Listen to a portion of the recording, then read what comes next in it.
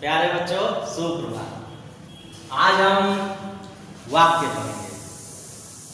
वाक्य आपके पाठ्यक्रम में है और के आधार पर वाक्य भी है।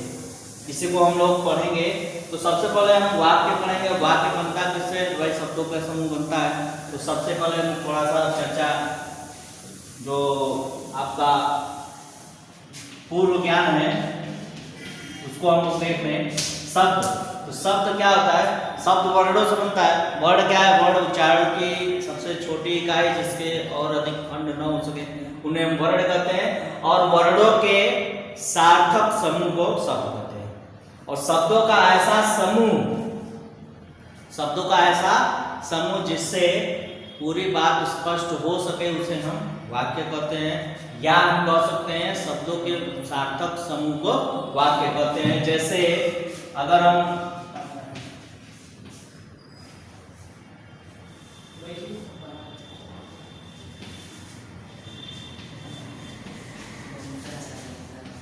अब यह जो एक वाक्य है, अगर हम कहें कि यह शब्दों का समूह तो है, किंतु वाक्य की श्रेणी में नहीं, इसको हम वाक्य नहीं कह सकते, क्योंकि वाक्य की परिसीमा को यह पूरा नहीं करता। इसको हम लिखेंगे जल ही जीवन। जल ही जीवन है। शब्दों का जो समूह है वह सार्थक होना चाहिए। वाक्य की यही परिसीमा है, यानी शब्दों का ऐसा समूह जिससे पूरी बात समझ में आ जाए, वही हम उसे वाक्य कहेंगे। वाक्य के अंग, अब हम वाक्य के अंग समझेंगे। जैसे हमारा शरीर है, तो शरीर कई तरह के होते हैं। कोई लंबा है, कोई छोटा है, कोई मोटा है, कोई पतला है, लेकिन सब में जो अंग है उनके वो बराबर है। सभी के पास 2 हाथ हैं, 2 आंखें हैं, 2 कान हैं, किसी के 4 कान नहीं होते, तो अंग सबके बराबर होते हैं। तो वाक्य कोई भी हो, उसके जो अंग होंगे उसी के बारे में हम चर्चा करेंगे कि वाक्य के अंग, यानी वाक्य किनसे मिलकर बना है। तो वाक्य के 2 अंग होते हैं। एक होता है, वाक्य के 2 अंग होते हैं। एक होता है उद्देश्य।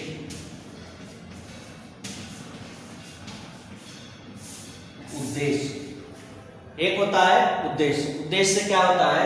वाक्य में जिसके विषय में कुछ कहा जाए, वाक्य में जिसके विषय में कुछ कहा जाए। राम फल खाता है।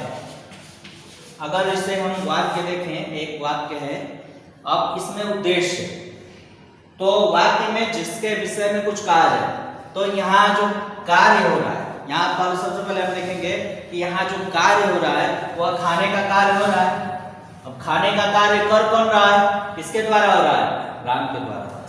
तो राम फल खा रहा है, यानी राम की बात हो रही है, तो उद्देश्य क्या होगा? उद्देश्य होगा राम। राम जो होगा वह उद्देश्य होगा। उद्देश्य वाक्य में जिसके विषय में बात की जाए उसे हम उद्देश्य कहते हैं। विधेय, दूसरा जो अंग है वह है विधेय।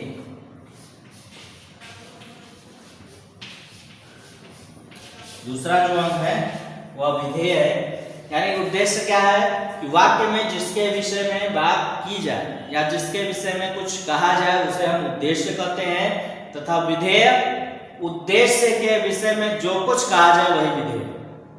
तो उद्देश्य क्या है? राम। अब राम के विषय में क्या कहा जा रहा है कि राम फल खाता है, या राम फल खा रहा है, या राम फल खाएगा। तो राम के विषय में कहा जा रहा है कि फल खाता है, तो यह पूरा जो फल खाता है यह क्या हो जाएगा? विधेय हो जाएगा। ये हो जाएगा विधेय। तो आप परिभाषा लिख सकते हैं कि उद्देश्य, वाक्य में जिसके विषय में कुछ कहा जाए उसे हम उद्देश्य कहते हैं। जैसे राम फल खाता है, इसमें राम जो होगा उद्देश्य होगा। इतना हम उद्देश्य की परिभाषा में लिखेंगे और आप लिखिएगा कॉपी में। विधेय उद्देश्य के विषय में, वाक्य में उद्देश्य के विषय में जो कुछ कहा जाए वही विधेय होता है। जैसे राम फल खाता है, इसमें फल खाता है विधेय होगा। तो इतना आप ध्यान रखिएगा।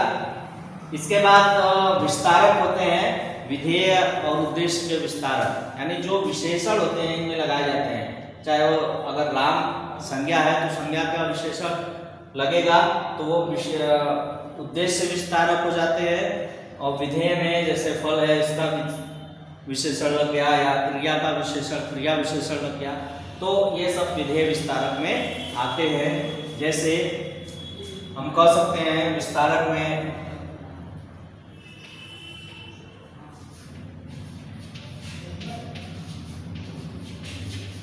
बुद्धिमान राम,